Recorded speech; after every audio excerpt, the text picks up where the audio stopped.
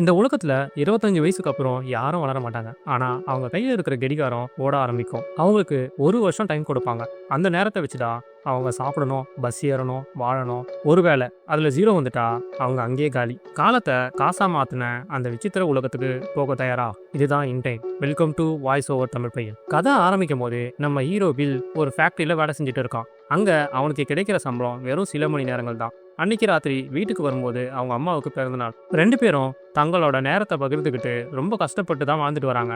என்னடா அவங்க அம்மாவை பார்த்தா வயசாகலன்னு பார்க்காதீங்க, இங்க எல்லாருக்குமே 25 வயசு தான். அதுக்கப்புறம் அவங்க டைமை சம்பாதிச்சு வாழ்றதுல தான் இருக்கு. அன்னைக்கு நைட்டு பில் ஒரு பாருக்கு போறான். அங்க ஹென்றி அப்படிங்கிற ஒரு பணக்காரன் வரான். அவன் கையில 116 வருஷத்துக்கு மேல டைம் இருக்கு. இப்போ அந்த ஏரியா ரவுடி ஃபோர்டிஸ் அங்க வரான். ஹென்ரியை மிரட்டி டைமை கொள்ளடிக்க பார்க்கறான். வில் ஹென்ரியை போய் காப்பாத்தி ஒரு பழைய பில்டிங்ல ஒழிச்சு வைக்கிறான். அங்கதான் ஹென்றி ஒரு ரகசியத்தை சொல்றான். பணக்காரங்க சாகக்கூடாதுன்றதுக்காக தான் விலைவாசியை ஏற்றி ஏழைங்களை சாகடிக்கிறாங்க. ஆனா எல்லாருக்கும் போதுமான நேரம் இங்க இருக்கு அப்படின்னு சொல்லிட்டு வில்லு தூங்கும்போது தன்னோட 116 வருஷத்தையும் வில்லுக்கு மாத்திட்டு ஹென்றி பாலத்துல இருந்து குதிச்சு தற்கொலை பண்ணிக்கிறான். வில் ஓடி போய் தடுக்க பார்க்கறான். ஆனா அதுக்குள்ள ஹென்ரியோட டைம் முடிஞ்சு அவன் ஆத்துல விழுந்துடுறான். ஹென்றி செத்ததுக்கான காரணம் என்னன்னா, அவன் பல வருஷங்களா வாழ்ந்துட்டே இருக்கான். அவனுக்கு வாழ்ந்து வாழ்ந்து சலிச்சு போச்சான். அதனாலதான் அவன் சூசைட் பண்ணி இறந்திருக்கான். வில்லுக்கு இப்போ 100 வருஷத்துக்கு மேல டைம் கிடைச்சிருக்கு.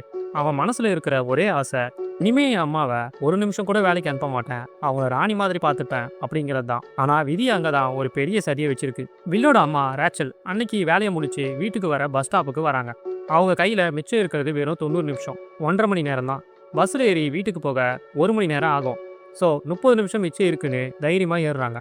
ஆனால் கண்டக்டர் சொல்கிறான், இன்னைக்கு பஸ் சார்ஜ் ஏறிடுச்சு, இப்போ 2 மணி நேரம் வேணும்னா. ரேச்சல் பதறி போய் என்கிட்ட 1.5 மணி நேரம் தான் இருக்கு, ப்ளீஸ் ஏற்றிக்கோங்கன்னு கெஞ்சுறாங்க. ஆனால் அந்த இறக்கம் இல்லாத உலகத்தில் 1 நிமிஷம் கம்மியாக இருந்தாலும் பஸ்ஸில் ஏற்ற மாட்டாங்க. வேற வழி இல்லாமல் ரேச்சல் ஓட ஆரம்பிக்கிறாங்க. இப்போ வில் ஒரு பக்கம் பஸ் ஸ்டாண்டில் வெயிட் பண்ணிட்டு இருக்கான் அவங்க அம்மாக்காக பொக்கையை வச்சுட்டு. பட் ஆனால் பஸ்ஸில் அவங்க அம்மா இல்லை. அவங்க அம்மா வழியில் எல்லாருக்கிட்டையும் ஹெல்ப் கேட்குறாங்க. ஆனால் ஒருத்தவங்க கூட பண்ணுறதுக்கு ரெடியாக இல்லை. இல்லோ இப்போ ஓட ஆரம்பிக்கிறான் அவங்க அம்மா எங்கே இருக்காங்கன்னு பார்க்க. இப்போ அவங்க அம்மா மூச்சு வைக்க ஓடி வராங்க. அவங்க கையில் இருக்கிற டிஜிட்டல் கடிகாரம் இப்போ பீப்னு எச்சரிக்கை சத்தம் கொடுக்குது. இன்னும் 16 செகண்ட் 10 செகண்ட் தூரத்தில் வில்லு ஓடி வரதை அவங்க அம்மா பார்க்குறாங்க. வில்லும் கத்திக்கிட்டே ஓடி வரான். அம்மா இதோ வந்துட்டேன், கையை நீட்டுங்க. 2 பேருக்கும் நடுவில் சில அடி தூரம் தான் இருக்கு. வில் தான் கையை நீட்டி அம்மாவோட கையை தொட போகிறான். அந்த 1 மில்லி செகண்ட்ல அம்மாவோட கையில 0ன்னு வந்து நிக்குது. வில்லோட கை அவங்க கையை தொடர நிமிஷத்துல அவன் உடல்ல இருந்து உயிர் போயிடுது.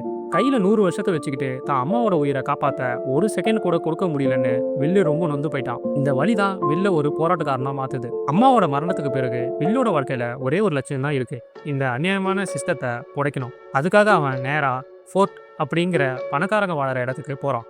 இந்த இடமே வேற மாதிரி இருக்கு. ஏழை ஏரியால எல்லாரும் ஓடிக்கிட்டே இருப்பாங்க, ஏன்னா அங்க ஒவ்வொரு நிமிஷமும் முக்கியம். ஆனா இந்த ஃபோர்ட் ஏரியால எல்லாரும் ரொம்ப மெதுவா நடப்பாங்க, ஏன்னா அவங்க கிட்ட ஆயிரக்கணக்கான வருஷங்கள் இருக்கு. அவங்களுக்கு அவசரமே கிடையாது. வில் அங்க ஒரு ஹோட்டலுக்கு போய் சாப்பிட உட்கார்றான். அவன் வேக வேகமா சாப்பிட்றத பார்த்து எல்லாரும் ஆச்சரியமா பார்க்கறாங்க. ஏன்னா பணக்காரங்க என்னைக்குமே அவசரப்பட மாட்டாங்கன்றது தான் அங்க அடையாளம். அங்கதான் வில் பிலிப்பை சந்திக்கிறான். அவர் ஒரு மிகப்பெரிய டைம் பேங்க் முதலாளி. அவரோட பொண்ணு தான் சில்வியா. சில்வியாவுக்கு இந்த பணக்காரங்க வாழ்க்கை மேல ஒரு சின்ன அதிருப்தி உண்டு. எல்லாரும் சாகாம இருக்கணும்னு நினைக்கிற இந்த உலகத்துல அவளுக்கு ஏதோ ஒண்ணு குறையுதுன்னு தோணுது. வில்லோட கண்கள்ல இருக்கிற அந்த வேகம் சில்வியாவே இருக்குது. ஒரு பார்ட்டியில வில் சில்வியாவோட அப்பாவை போக்கர் விளையாட கூப்பிடுறான். அந்த விளையாட்டுல தான் கையில இருக்கிற எல்லா நேரத்தையும் பணைய வைக்கிறான். கடைசியில தன்னோட தைரியத்தால பல 100 வருஷங்களுக்கு ஜெயிச்சு சில்வியாவோட அப்பாவை அசர வைக்கிறான். ஒரு சில்வியாவுக்கும் வில் மேல ஒரு மரியாதை வருது. ஆனா அந்த சந்தோஷம் ரொம்ப நேரம்லாம் நீடிக்கல. டைம் கீப்பர்னு லியோன் அங்க வராரு. வில் மேல சந்தேகப்பட்டு அவன் கஷ்டப்பட்டு சம்பாதிச்ச ஹென்றி கொடுத்த அந்த 100 வருஷத்தையும் சேர்த்து போலீஸ் பறிமுதல் பண்றாங்க. வில்லுக்கு இப்போ வெறும் 2 மணி நேரம் தான் மிச்சம் இருக்கு. போலீஸ் கிட்ட இருந்து தப்பிக்க வேற வழி இல்லாம வில் சில்வியாவை கடத்துறான். ஆனா உண்மை என்னன்னா, சில்வியா அந்த பணக்கார சிறையில இருந்து தப்பிக்க வில்ல ஒரு கருவியா பயன்படுத்திக்கிறா. வில் அவளை தன்னோட ஏழை ஏரியாவுக்கு கூட்டிட்டு போறான். போற வழியில கார் ஆக்சிடென்ட் ஆகிடுது. இன்னும் சில்வியாவும் மயக்கமா இருக்காங்க. அப்ப அந்த ஏரியா ரவுடி ஃபர்டிஸ் வந்து சில்வியா கிட்ட இருந்து 10 வருஷத்தை திருடிட்டு போயிடுறான்.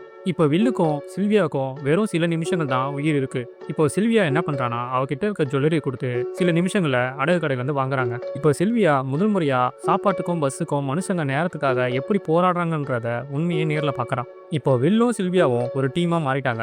சில்வியாவுக்கு ஒரு உண்மை புரிஞ்சிருச்சு, தன்னோட அப்பா மற்றவங்களோட வாழ்க்கையை திருடிதான் பெரிய ஆளாகி இருக்காருன்னு. அதனால இப்போ வில்லும் சில்வியாவும் சேர்ந்து ஒரு அதிரடி முடிவு எடுக்கிறாங்க. அதுதான் டைம் பேங்கை கொள்ளடிக்கிறது. இப்போ 2 பேரும் சேர்ந்து ஒரு பெரிய வேனை எடுத்துக்கிட்டு பிலிப்போட ஒரு சின்ன பேங்க் வாசல்ல வந்து நிக்கிறாங்க. யாருமே எதிர்பார்க்காத நேரத்துல வேனை அப்படியே பேங்க் கண்ணாடியில மோதி உள்ள போறாங்க. அங்க இருக்கிற டைம் கேப்சூல்ஸை, அதாவது நேரத்தை சேமிச்சு வைக்கிற சின்ன டப்பாக்கள் எல்லாத்தையும் அள்ளிட்டு வராங்க. ஆனா அவங்க அந்த நேரத்தை தனக்காகவே எடுத்துக்கல. அந்த ஏழை ஏரியால இருக்கிற ஒரு அனாதை இல்லத்துக்கு கொண்டு போய் மொத்தமா கொட்டுறாங்க. மக்கள் எல்லாருமே ஆச்சரியத்துல உறைஞ்சு போறாங்க. இப்படி ஒவ்வொரு பேங்கா இவங்க கொள்ளடிக்க ஆரம்பிக்கிறாங்க. இந்த நேரத்துல தான் அந்த வில்ல ரவுடி ஃபோர்டிஸ் குறுக்க வரான். அவன் ஒரு டைம் திருடன். வில்லியும் சில்வியாவையும் மறிச்சு அவங்க கிட்ட இருக்கிற நேரத்தை பிடுங்க நினைக்கிறான். இங்க சண்டை மல்லு கட்டுறது இல்ல, இது ஒரு விசித்திரமான சண்டை, டைம் ரெஸ்லிங். வில்லும் ஃபோர்டிஸும் கையை கோர்த்துக்கிறாங்க. யாருடைய கடிகாரம் மேலே இருக்கோ அவங்க மற்றவங்களோட நேரத்தை உறிஞ்ச முடியும். ஃபோர்டிஸ் ரொம்ப பலசாலி. அவன் வில்லோட நேரத்தை வேகமாக உறிஞ்சிடுறான். வில்லோட கடிகாரத்தில் செகண்ட்ஸ் குறையுது. சில்வியா ரொம்ப பயத்தில் பதட்டப்படுறா. ஆனால் வில் ஒரு தந்திரம் பண்ணுறான். ஃபோர்டிஸோட கவனத்தை ஒரு நிமிஷம் திசை திருப்பி அவனோட பிடியை மாத்துறான். இப்போ வில்லோட கை மேலே இருக்கு. ஒரே செகண்ட்ல ஃபோர்டிஸ் கிட்ட இருந்து அத்தனை வருஷங்களையும் வில் அப்படியே உறிஞ்சி எடுக்கிறான். ஃபோர்டிஸ்க்கு டைம் 0 வந்து அங்கேயே அதிர்ச்சியில விழுந்து செத்துறான். மற்ற ரவுடிகளையும் துப்பாக்கியால வில்லு சுட்டு தள்ளுறான். இப்போ வில்லு சொல்றான், சின்ன சின்ன பேங்கா கொள்ளடிச்சா பத்தாது, இந்த சிஸ்டத்தையே உடைக்கணும்னா மெயின் ஹெட் குவார்ட்டர்ஸ்ல இருக்கிற 1 மில்லியன் வருஷத்தை நாம எடுக்கணும். இப்போ நேரா சில்வியாவோட அப்பா கிட்ட போறாங்க. வில் சில்வியாவோட அப்பா தலையில துப்பாக்கியை வைக்கிறான். சில்வியா அவங்க அப்பா கிட்ட சொல்றா, இந்த நேரம் மக்களுக்கு சொந்தமானதுன்னு சொல்லிட்டு அந்த 1 மில்லியன் வருஷம் இருக்கிற அந்த மெயின் கேப்சூலை தூக்கிட்டு வராங்க. இதை பார்த்ததும் கவர்மெண்ட்டே பதறுது. ஏன்னா ஏழைங்க கிட்ட இவ்வளோ நேரம் போயிட்டா அப்புறம் யாருமே வேலைக்கு வரமாட்டாங்க, இந்த உலகமே ஸ்தம்பிச்சிடும். போலீஸ் இவங்களை ஒரு பக்கம் துரத்த ஆரம்பிக்கிறாங்க. வில்லும் சில்வியாவும் இப்போ அந்த 1 மில்லியன் வருஷம் இருக்கிற கேப்சூலை திருடிட்டு அதை ஏழை மக்கள் இருக்கிற ஏரியாவுக்கு கொண்டு வராங்க. அந்த கேப்சூல் ஒரு மிஷினில் கனெக்ட் ஆனதும் ஏழை ஏரியாவில் இருக்கிற எல்லா டிஜிட்டல் போர்டும் மின்ன ஆரம்பிக்குது. மக்கள் ஓடி வந்து அவங்களுக்கு தேவையான அளவுக்கு வருஷங்களே ஏற்றிக்கிறாங்க. பல தலைமுறையாக அடிமையாக இருந்த மக்கள் இப்போ சுதந்திரமாக சிரிக்கிறாங்க. ஆனால் இப்போ வில்லுக்கும் சில்வியாவுக்கும் ஒரு பெரிய சிக்கல். அவங்க எல்லா நேரத்தையும் மக்களுக்கே கொடுத்துட்டாங்க. அவங்க சொந்த தேவைக்கு நேரத்தை வச்சுக்க மறந்துட்டாங்க. இதற்கிடையில போலீஸ் அதிகாரி லியோன் அவங்கள சுற்றி வளைச்சிட்டாரு. வில்லு அவரோட நியாயத்தை அவர்கிட்ட சொல்ல விரும்புறாரு. நான் லியோன் எதையும் கேட்கறதா இல்லை. இப்போ திடீர்னு லியோனோட கையில் இருக்கிற டிஜிட்டல் டைமர் பீப் சவுண்ட் போட ஆரம்பிக்குது. லியோன் பதறி போய் தான் கையில் பார்க்குறாரு. அங்கே தான் ஒரு பெரிய விஷயம் இருக்கு.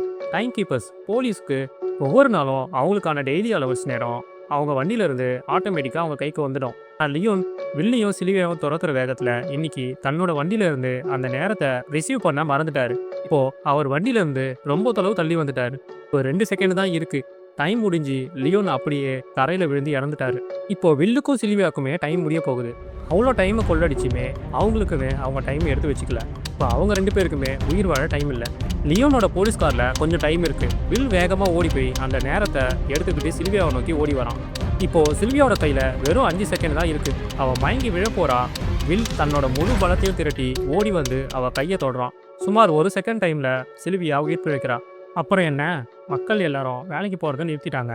பணக்காரங்க பயந்து போய் நிற்கிறாங்க. வில்லும் சில்வியாவும் சேர்ந்து இன்னும் பெரிய பேங்கை கொள்ளடிக்க கிளம்புறாங்க. நேரங்கிறது எல்லாருக்கும் சமமானது, அதை யாரும் பிடிச்சு வைக்க முடியாதுங்கிற கருத்தோட படம் முடியுது. இந்த கதை உங்களுக்கு பிடிச்சிருந்தா மறக்காம லைக் பண்ணுங்க, வீடியோவை ஷேர் பண்ணுங்க, சப்ஸ்கிரைப் பண்ணிடுங்க.